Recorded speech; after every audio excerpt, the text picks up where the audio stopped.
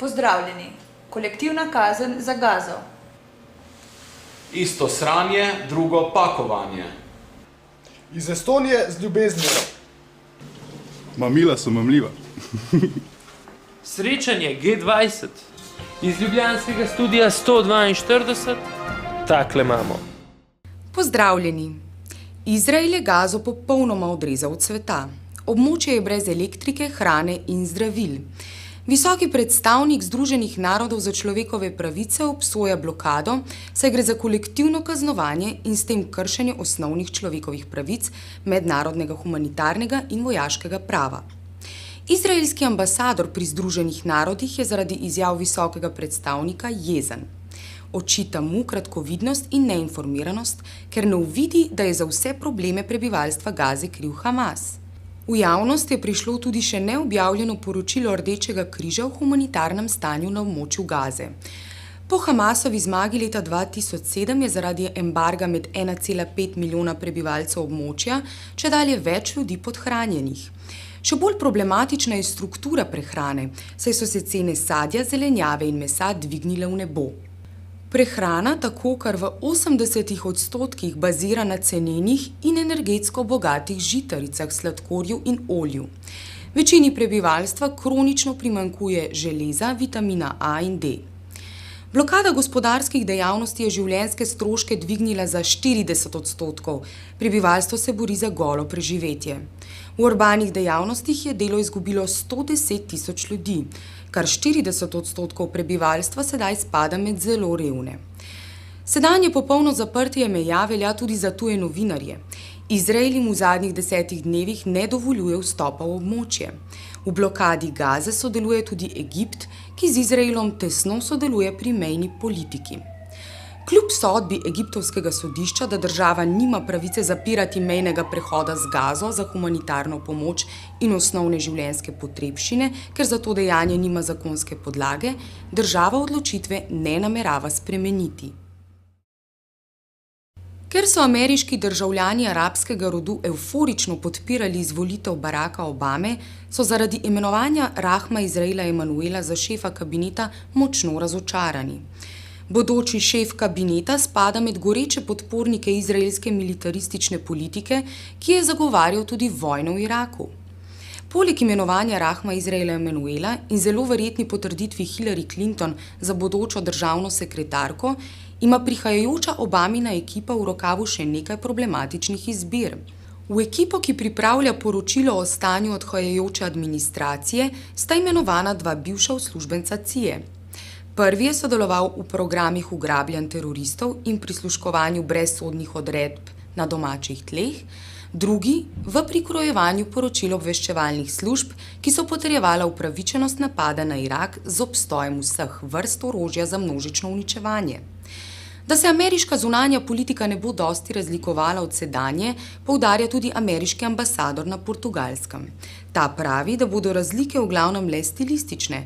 Bushevo kmetavzarstvo, ki je tako jezilo Evropo, bo zamenjal bolj sofisticiran diplomatski pristop. Vohunjenje med Rusijo in NATO-om se s hladno vojno ni končalo. Visoki uslužbenec estonskega ministrstva za obrambo, ki je bil zadolžen za izmenjavo zaupnih podatkov, naj bi vohunil za rusko obveščevalno agencijo SVR, ki je zadolžena za zbiranje informacij v tujini.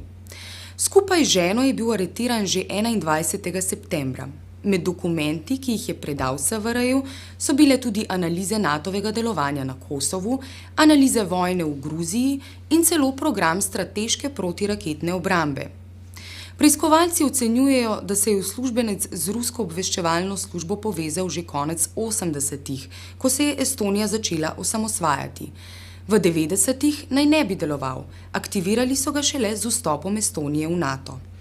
Mehiški policijski oficir za povezavo z Interpolom je bil aretiran zaradi suma sodelovanja v trgovini z mamili. Poleg njega so aretirani še vsaj 3 visoki policijski oficirji. Informacije o vpletenosti policistov je dobilo državno tožilstvo od aretiranega vodje enega izmed večjih klanov, ki se ukvarjajo s trgovino z mamili. Policisti naj bi prejemali okoli $450,000 mesečne podkupnine.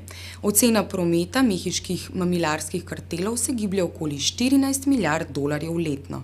Srečanje G20 se je končalo.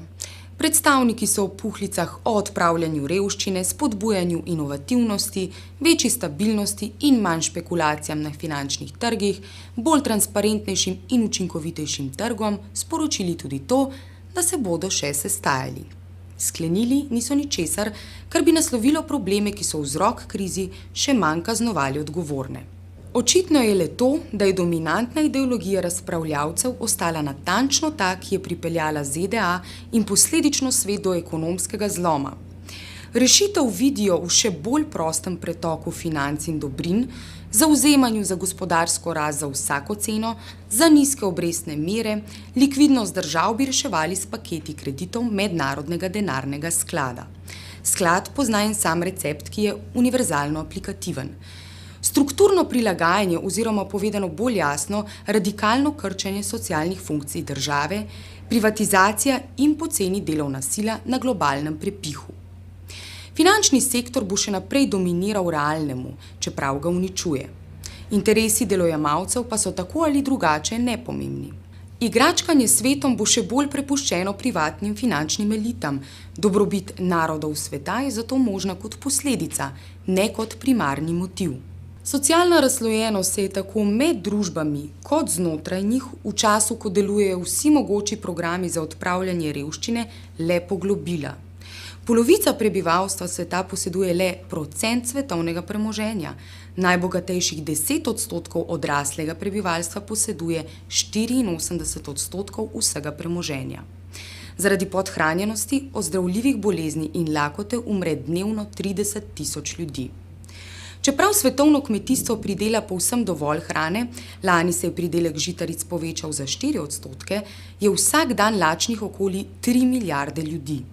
Glavni problem je v blagovnih borzah in velikih igralcih na njih, ki v resnici krojijo cene hrane, še posebej žitaric. Lakota je stvar profita, saj so se jim v prvem četrtletju letošnjega leta dobički zvišali preko 80%. Suverenost nacionalnih ekonomij, ščitenje domačega trga, svobodna kooperacija in enaka pravila za vse niso v interesu globalnih igralcev. Iz ljubljanskega studia 142 takle imamo. Cool.